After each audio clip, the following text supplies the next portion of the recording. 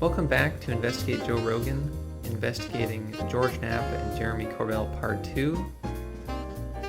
I ended last episode talking about the so-called Go Fast video, and I will begin this episode by talking about the so-called gimbal video, which both Jeremy Corbell and George Knapp say is legit evidence of UFOs, just like the other two videos. Or legit evidence of aliens, I should say. Jeremy Corbell says these videos show, quote, propulsion systems where distance doesn't matter, which is obviously not true and is a big claim for videos of dots moving around. And he even goes so far as to say that the burden of proof is on people who think it is not aliens. They dismiss Mick West of Metabunk's explanation without even explaining what it is he has to say. And in my opinion, Mick West's explanation of the gimbal video is very believable and just as likely as his explanation of the Go Fast video. He has made several videos on the gimbal footage, more so than he's covered the other ones, in fact. And he argues that it is probably a plane. Specifically, what you are seeing in the gimbal video is the infrared glare of the engines. And what UFO people say is the craft rotating in a strange and unexplainable way is actually just an artifact of the gimbal-mounted camera system. Now, I can't exactly say what it is Mick West's point is, because this is a podcast, and I'm cursed with only audio.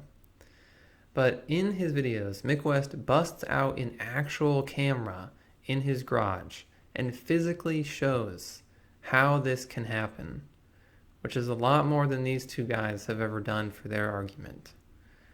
So for this reason, watching Mick West's videos, I am personally more convinced by his explanation that it is infrared glare on engines than I am by the theory that it is aliens.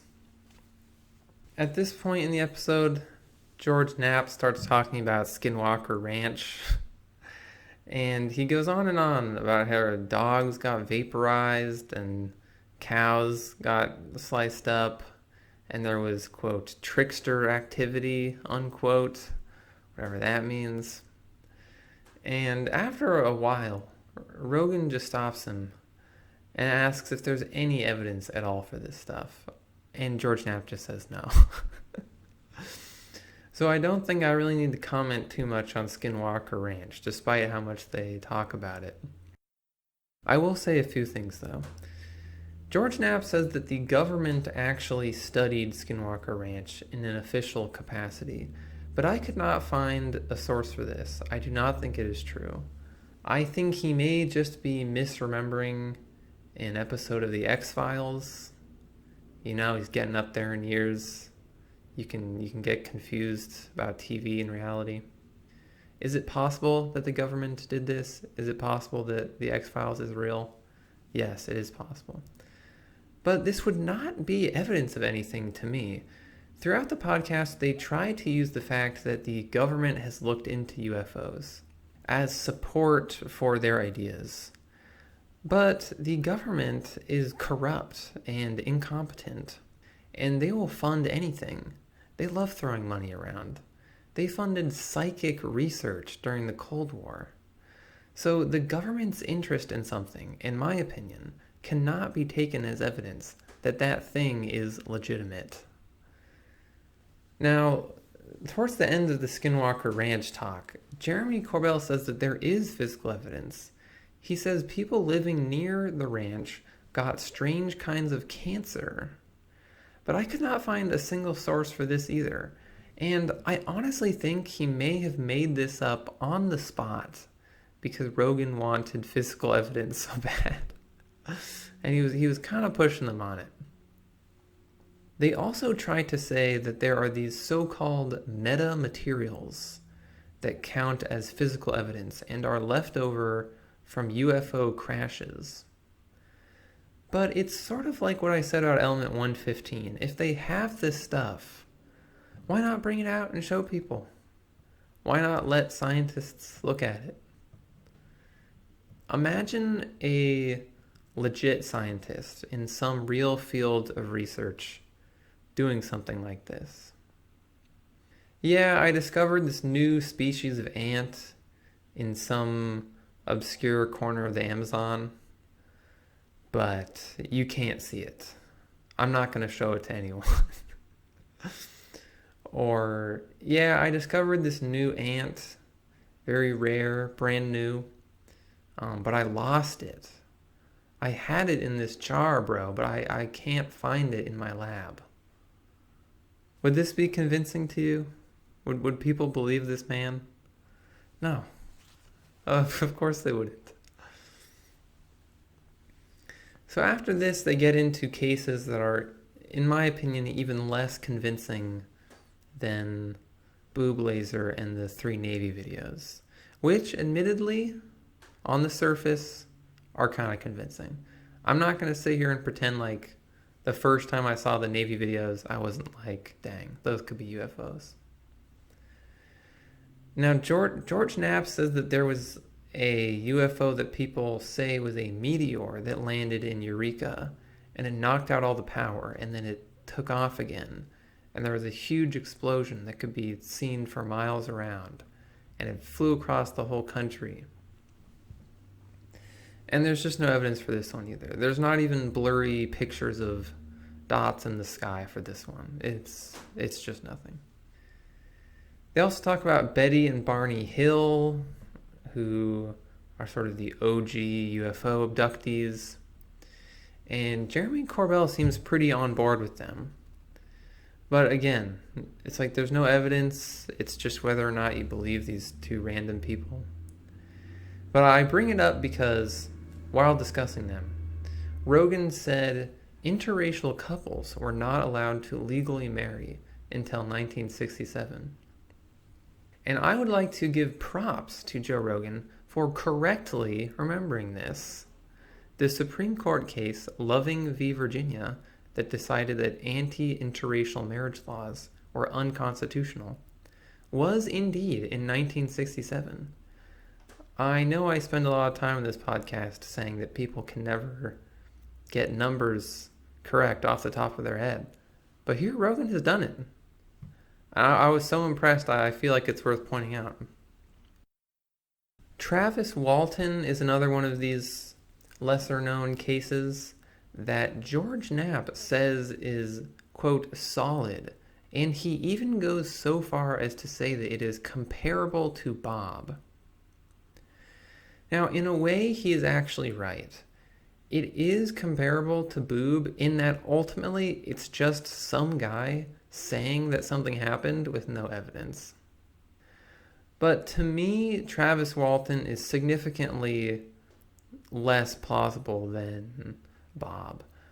A few days after Walton came out with his story, the National Enquirer awarded him and his co-workers, who were also supposedly abducted, a $5,000 prize for, quote, best UFO case of the year. He also wrote a book and then got a movie made based on the book. So, I mean, really, I'm supposed to believe this guy doesn't have ulterior motives here? Come on. They also talk a little bit about the Ariel School UFO sighting in Zimbabwe, where in 1994, 60 kids reported seeing a UFO and an A-Lamau. And both George Knapp and Jeremy Corbell seem convinced that this was a real case. And in my opinion, this is probably the best case, but they pass over it pretty fast. It's also the coolest case and the most aesthetic case. Now again, this is all based on eyewitness testimony. There is no evidence. And Furthermore, this is the eyewitness testimony of children, because no adults at the school saw anything. So the first thing to point out about this case, 60 kids said that they saw something.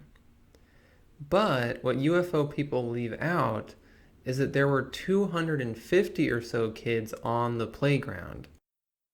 So why is it that only 60 out of 250 kids saw this UFO land out of the sky and a lamaux come out? I mean, wouldn't they all see this? How could you miss it?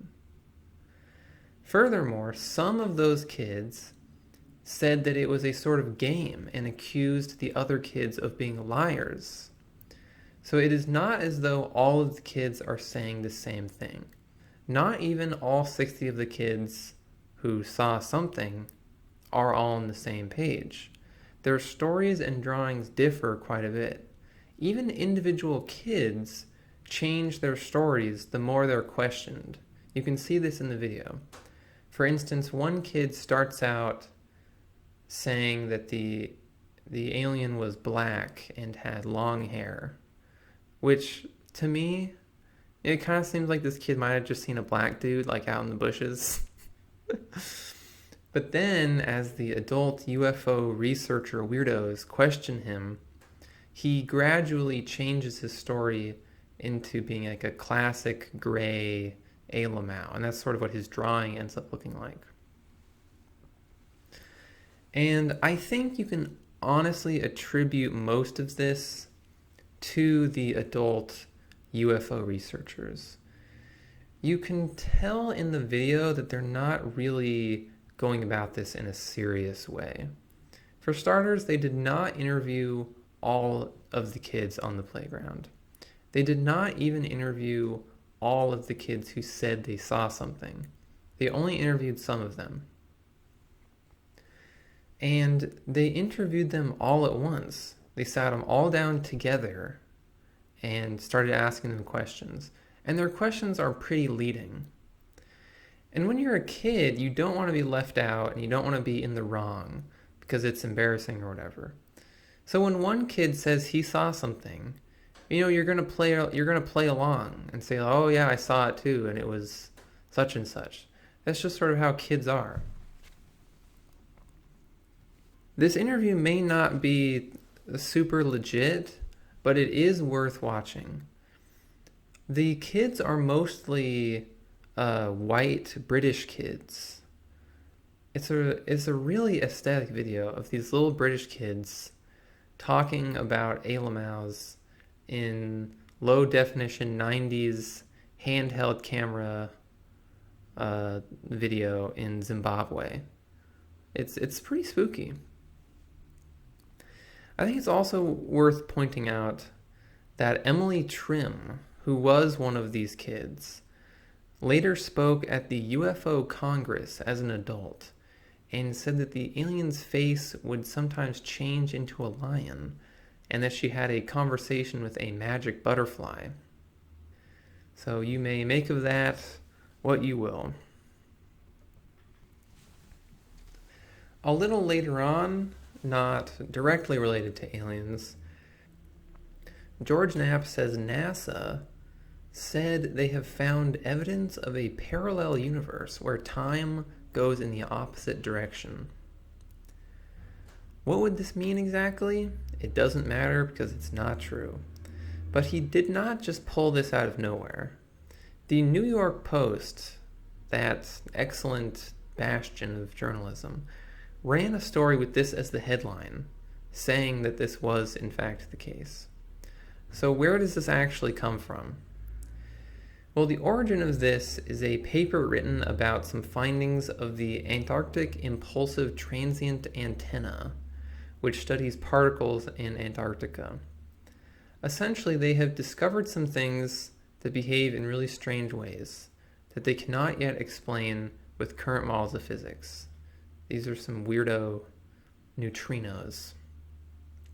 Rather than try to explain how exactly internet journalists got from here to parallel universes, I'll just quote Ibrahim Safa a lead author on a research paper about the experiment in question, where all of this came from.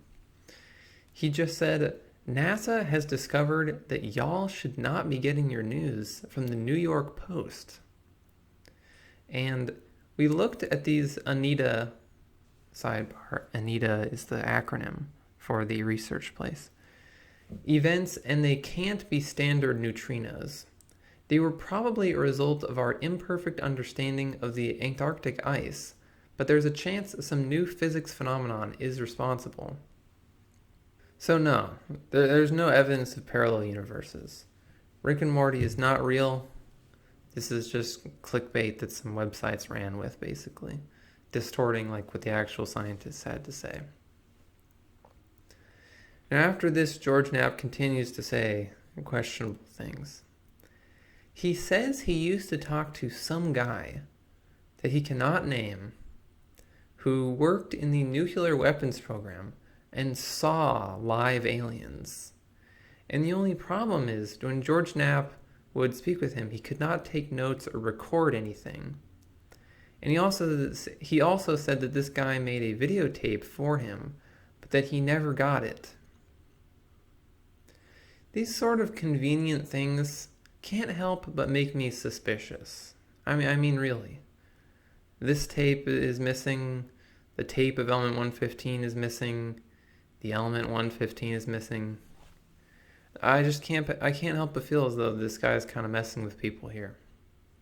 It's like that kid in school who says that he has a girlfriend, but she goes to another school. So you don't know her and you haven't seen her, but she's totally real and she's really hot. That's what George Knapp reminds me of with all this stuff that we can't see. George Knapp also says something I found very interesting around this time. He says that people are constantly trying to trick him, and that there have been multiple concerted efforts to trick him in the past. Now, I do have some experience with this. When I was doing my episode on Tom DeLonge, I emailed back and forth with To the Stars Academy, pretending to be a NASA whistleblower. While I could never convince them to give me Tom DeLonge's personal email, I did go back and forth with some assistant, and they clearly took me seriously. And I wasn't even really trying that hard. So it's very easy for me to believe George Knapp when he says there are people messing with him, and that there are concerted efforts to trick him, as he says. And I think that if these two aren't just in it for the money, that this is the real big explanation here. The two of them are just getting trolled by people. If they are true believers, then these guys have basically been getting trolled for decades. I mean, he freely admits that there are people trying to trick him, but for whatever reason, he thinks that people like Bob Lazar and Travis Walton are not trolls. These people, of course, are real. If George Knapp is a true believer, he's basically living in Tails Gets Trolled, that like DeviantArt comic. You guys know what I'm talking about.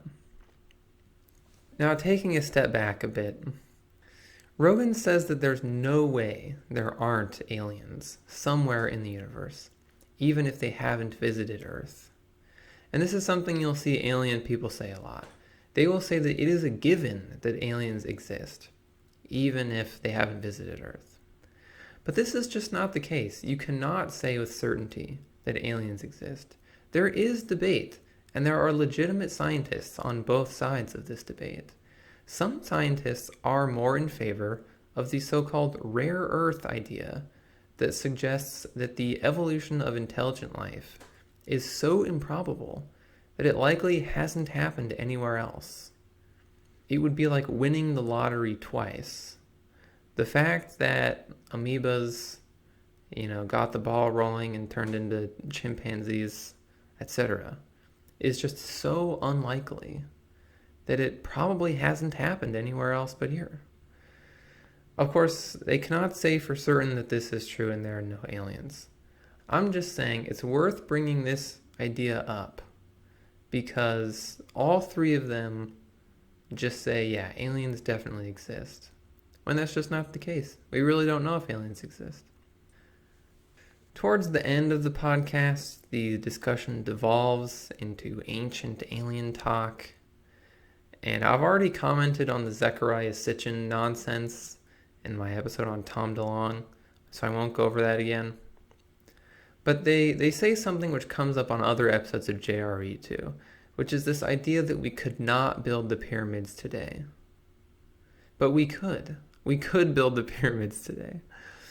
If he means we couldn't do it without modern technology, that's also not true. The only thing that would prevent us from doing it the old-fashioned way is not some lack of engineering knowledge, but to quote Jared Leto's character from Blade Runner 2049, we lost our stomach for slaves. Now, that's all I have to say on this episode. Listening to this episode gave me a headache. And I do not mean that in a metaphorical way. I mean, I was literally in physical pain listening to this episode.